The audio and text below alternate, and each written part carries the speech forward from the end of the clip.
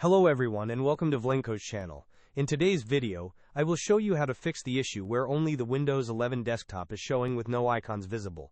And now let's get started.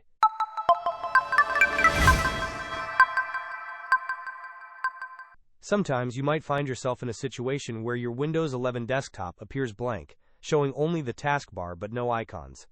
This often happens accidentally.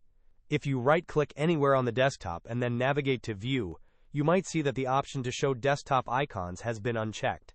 This is the direct cause of your icons disappearing.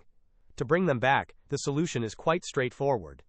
Simply right-click again on an empty space on your desktop, go to the View menu, and ensure that the Show Desktop Icons option is checked. Once you do this, all your desktop icons should reappear as they were. Hope this was helpful. Don't forget to like and subscribe if you enjoyed. As always, thanks for watching and I will see you in the next video.